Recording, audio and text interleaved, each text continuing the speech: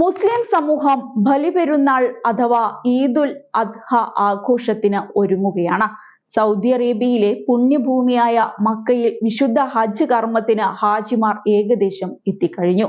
മദീനയിൽ പ്രവാചകന്റെ ഖബറിടം സന്ദർശിച്ചാണ് മിക്ക ഹാജിമാരും മക്കയിൽ എത്തിക്കൊണ്ടിരിക്കുന്നത്. വരും ദിവസങ്ങളിൽ കൂടുതൽ പേർ എത്തും. ഓരോ വർഷവും 20 ലക്ഷത്തോളം പേരാണ് ഹജ്ജ് കർമ്മത്തിന് മക്കയിലെത്തുന്നത്. ഹിജ്റ കലണ്ടറിലെ ദുൽഹജ്ജ് മാസം 10-ാം തീയതിയാണ് ബലിപെരുന്നാൾ ആഘോഷം. ഹജ്ജ് മാസം പിറക്കുന്നതിനനുസരിച്ചാണ് പെരുന്നാൾ ദിനം നിർണയിക്കുക. ചാന്ദ്രമാസപ്പിറവി പരിശോധിച്ചാണ് പണ്ഡിതന്മാരും ശാസ്ത്രലോകവും ഇക്കാര്യത്തിൽ അന്തിമ തീരുമാനം എടുക്കുക. അതേസമയം GCC രാജ്യങ്ങളിൽ ബലിപെരുന്നാൾ അവധി സംബന്ധിച്ച് ഏകദേശ ധാരണയായി. പ്രവാചകൻ ഇബ്രാഹിമിന്റെയും മകൻ ഇസ്മായിലിന്റെയും പ്രവാചക പത്നി ഹാജ്റയുടെയും ചരിത്ര ഓർമ്മയാണ് ഹജ്ജ്.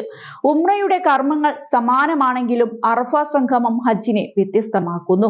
ഉംറ ഏത് സമയവും നിർവഹിക്കാൻ സാധിക്കുമെങ്കിലും ഹജ്ജ് വർഷത്തിൽ ഒറ്റ തവണയാണ് നടക്കുക. ഇറാഖിൽ നിന്ന് മക്കയിലേക്ക് പ്രവാചക കുടുംബം എത്തിയതും പിന്നീട് ജീവിതം മുന്നോട്ടു നയിക്കാൻ ഹാജിറ സഹിക്കുന്ന ത്യാഗങ്ങളും ഓർമ്മപ്പെടുത്തുകയാണ് ഹജ്ജ്. വാന നിരീക്ഷകരുടെ കണക്കുകൂട്ടലുകൾ അടിസ്ഥാനമാക്കിയാണ് ഇപ്പോൾ ഹജ്ജിന്റെ ദിവസം പറയാൻ സാധിക്കുക.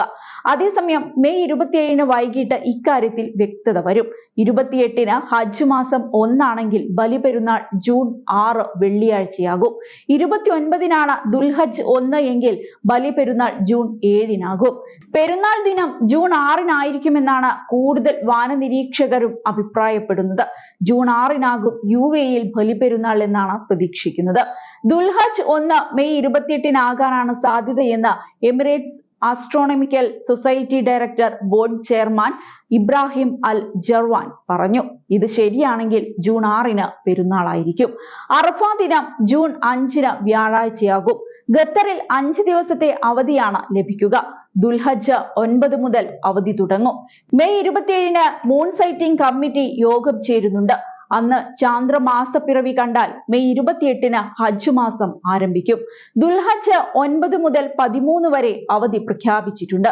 കുവൈത്തിലും ജൂൺ 6 ബലിപെരുന്നാൾ പ്രതീക്ഷിക്കുന്നത്. അൽ ഉജൈരി സയന്റിഫിക് സെന്റർ സാധ്യത കൽപ്പിക്കുന്നതും ഈ ദിവസത്തിനാണ്.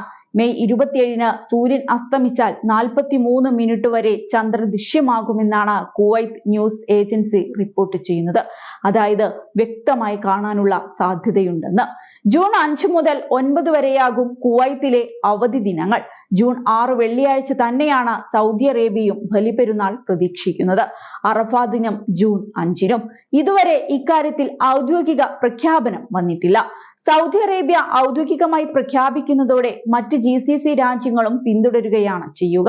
പല ഘട്ടങ്ങളിലും ഒമാൻ വ്യത്യസ്തമായ തീരുമാനം പ്രഖ്യാപിക്കാറുണ്ട്. കേരളത്തിൽ ബലിപെരുന്നാൾ ദിനം സംബന്ധിച്ച് ദുൽഹജ്ജ് മാസം പിറക്കുന്നതോടെ വ്യക്തത വരും.